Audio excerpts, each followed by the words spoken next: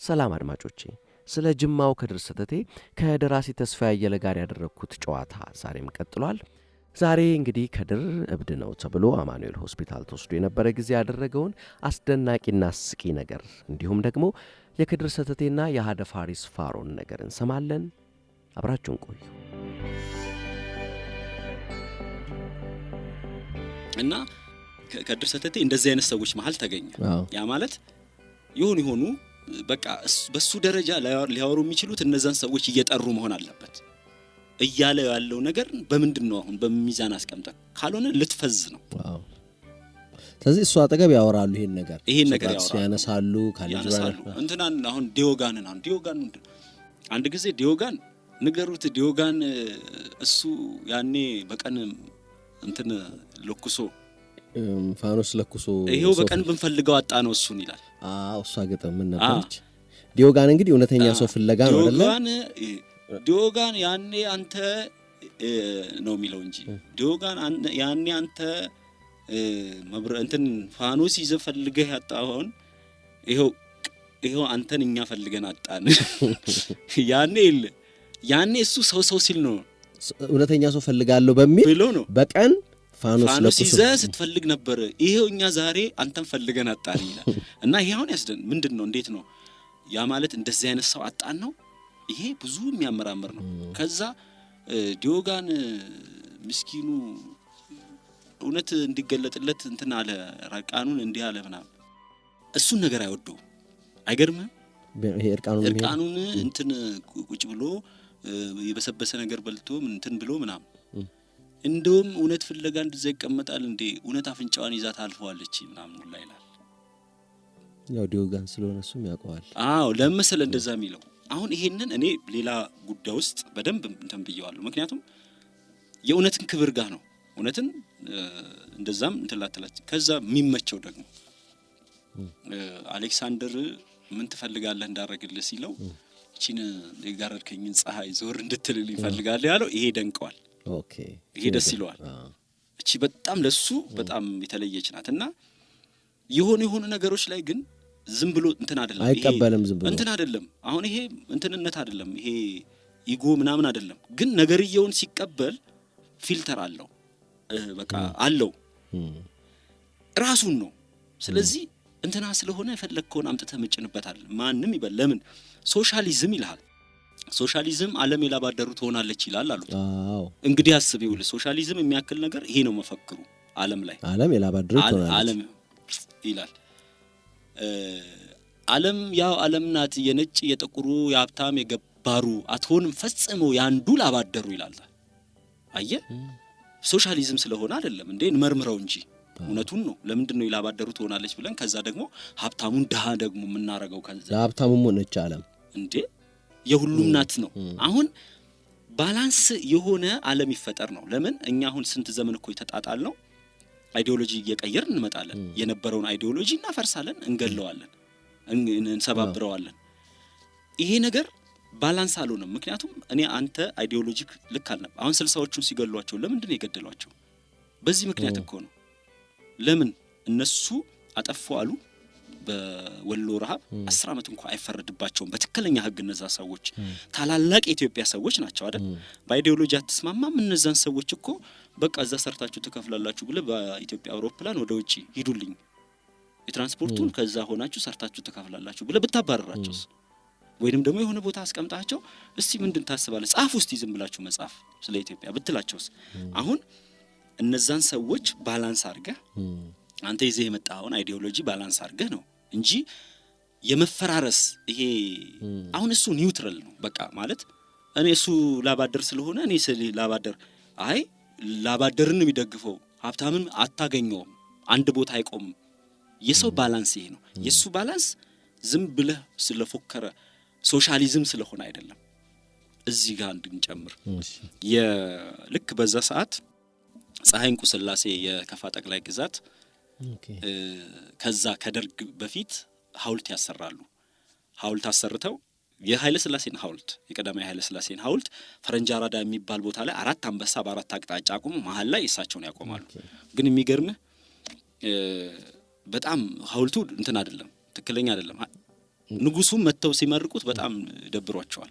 ምክንያቱም አንበሶቹ አምስተኛው አንበሳ ምናምን ተብሎ ምናምን እንትን አሉ፣ ግን ደስ አላላቸውም። እውነትም ደግሞ አያምርም። ምክንያቱም አንበሶቹ በጣም ትልልቅ ናቸው። ከሩቅ ስታቸው እሳቸው ኩስስ ይላሉ ማለት ነው። ከዛ ግን ፀሐይ እንቁ ስላሴ አንድ ሚስጥር ልንገረን። ፀሐይ እንቁ ስላሴ የእሳቸውን ሐውልት ያሰሩት የእናታቸውንና የሁለት ወንድሞቻቸውን ሐውልት አሰርተው ነበር ጅማ። ይሄ መረጃ ማንም ጋር የለም። እና ያቺ ሐውልት እናት ሀገር ተባለች። እናት ሀገር ብለው አተረፏት። የደርግ ጊዜ በኃይለ ሥላሴ ጊዜ እናት ሐውልት አሏቸው። ኦኬ ያቀፈች እኮ ይኸውልህ 3 ልጆች ስሯሉ። ከዛ ደግሞ ልክ ደርግ ሲመጣ እንዳያፈርሳት እናት ሀገር ተባለች። በሚስጥር ነው የሰሩት። ለሳቸው ያቺን ሐውልት መረቁላቸው በለው። ኦኬ ግን ይኸውልህ እንዴት እንዳደረጉ። ምክንያቱም አንተ ዝም ብለህ ሐውልት ማሰራት አችልም እንዴ? የንጉስ ዘመን ምንስ ቢሆን እንዴ ከተማው መሃል ሄደ የተቀበረችበት ቦታ ልታሰራ ትችላለህ እንጂ የንጉስ ሐውልት ብቻ በሚሰራበት ሀገር፣ አንበሳ ብቻ በሚሰራበት ሀገር አንተ የእናትህን ሐውልት ልታሰራ አትችልም። ከተማው መሃል ወደ ግቢ አዳራሽ መሄጃ ጋር። ከዛ የሷ ሐውልት ታሪክ በጣም ነው የሚገርመኝ። ወያኔ ሲገባ ደግሞ ምን ተባለች? ማርያም ሐውልት ተባለች። መጀመሪያ 3 ልጆች ይዛለች። ግን ባለስላሴ ጊዜ እናት ሐውልት ተባለች። በደርግ ጊዜ እናት ሀገር ተባለች። ወያኔ ሲገባ ማርያም ሐውልት ማን ያፍርሳት? አሁን ያለችበትን አላቅም። ለድሳት እንትን ብለው ነበር ግን አላቅም። ልክ እንግዲህ ከማርያም ሐውልት ወደ ታች ስትመጣ ቀኝ ይዘህ ወደ ፈረንጅ አራዳ መሃል አቋርጠህ ስትመጣ ቀኝህን ይዘህ 4 አንበሳን ታገኛለህ። አደባባይ ሆኖ እንዲህ ወደ ቀኝ ስትታጠፍ ወደ መርካቶ ሆኖ የምትሄደው። በዛው ቀጥለህ ደግሞ ወደ ቀኝ እንደገና ስትታጠፍ ወደ ሸዋበር ልትሄድ ትችላለህ። 4 አንበሳ ጋር ቁምና እንየው። ልክ 4 አንበሳ ጋር ፊት ለፊት የእሳቸው ሐውልት አለ። አንድ ቀን በዛ መንገድ ሲያልፍ ደርግ ገብቶ በስንተኛው ጊዜ በዛ ሰዓት እሳቸው እየተወገዙ ነበር ምናምን እንዲያርገው እየተባሉ። ስለዚህ ውግዘቱ መጀመሪያ ከዛ ሐውልት መፍረሱ ቀጠለ። ልክ ያን ቀን ሲሄድ ኃይለ ሥላሴ ሐውልታቸው በወታደር ተከቦ እየፈረሰ ነው። እና ዝም ብለህ አሁን የሆነ ሰው አይቶ ያልፋል። አሁን ሰተቴ ሆነ ደግሞ አስበው። መጪው ባለተራ ሄያጁ ባለተራ መጪው ባለሳምንት የጨበጠ አፈሙዝ የታጠቀ ጥይት ያለፈን ደምስሶ አዲሱን ሲያቀና በጭነቱ ጎብጠን እንዳናይ መከራ ለሐውልት መቃብር ዛሬው ነው እንስራ አለ። ይሄንን ሲለፈልፍ ነው የሚውለው። ሄያጁ ባለተራ መጪው ባለሳምንት የጨበጠ አፈሙዝ የታጠቀ ጥይት ያለፈን ደምስሶ አዲሱን ሲያቀና በጭነቱ ጎብጠን እንዳናይ መከራ ብሎ ለሐውልት መቃብር ዛሬውን እንስራ። ምክንያቱም ያ ሐውልት በቃ ምን ታረጋዋለህ? እንደ ሰው ነው አይደል መጀመሪያ ያከበርከው። ስለዚህ ይሄ እኛ ላይ መጫን የለበትም እንግዲህ የፈረሰው ነገር። ስለዚህ መቃብር ይሰራለት። ኦልሬዲ ዘመን ተገርስሶ የለም። ለዘመንም ለሐውልቶቹም መቃብር ይኖራቸው። ያለፈን ደምስሶ አዲሱን ሲያቀና በጭነቱ ጎብጠን እንዳናይ መከራ። እዛ ውስጥ በጣም ዝርዝሩ ብዙ ነው። ምክንያቱም ቅኔ ነው። እቺን ግጥም ብሏት ያልፋል። እንደ ሰው ይኖራል። እንደ ሰው ሲኖር እንደ ማንኛውም ሰው እኛ አሁን በወጣትነታችን እንግዲህ ልክ እዛ እድሜ ላይ ሆነክ እንደዛ አይነት ጓደኞችን ታገኛለህ። ተመሳሳይ እድሜ ላይ ያለ ጫወታውም አብዛኛው ስለ ሀገር ይሆናል። ምክንያቱም በዛ ሰዓት ኦልሬዲ ደርግ ሙሉ ነገር መቆጣጠር ጀምሯል። ኢህአፓም የሚባለውን አስወግዷል ምናምን። እዚህ ጋር ደግሞ ይመጣል። እዚህ ውስጥ ሁላ ግጥሞች አሉት። እስካሁን ቢያንስ 1000 ሊሞሉ ይችላሉ። ለዛ ነው ሁሉንም መማለልልህ። እንደውም ዛሬ አሁን እንዳጋጣሚ አላስታወስኩትም እንጂ ከ60ዎቹ ጀምሮ ከንጉሱን ገርስሶ ጀምሮ የንጉሱን እንዴት እሱ ሁላ ግጥም አለው። ግን እንደዚህ ልክ ሂደቱን ተከትሎ ሁሉም ግጥሞች አሉት። እስከ 81 ድረስ ግጥሞች አሉት። እነዛን ግጥሞች አንድ ቀን እንዲደርድረን እናያቸዋለን። እያንዳንዳቸው በእያንዳንዳቸው ቦታ ላይ ኢቭን የረሃቡን ጊዜ ጀምሮ ለምሳሌ ወይ ሞት ወይ ነጻነት ቀይ ሽብር ይፋፋም በጥሬ ስጋ እንጂ ሰው በደም አይፋፋም ይላል። አሁን ይሄ የቀይ ሽብር ጊዜ ነው። ከቀይ ሽብር በፊት ደግሞ እንደ ጉድ አወሩ ነገር ጎነጎኑ ለራት ደግሰው ለቁርስ ተበሉ።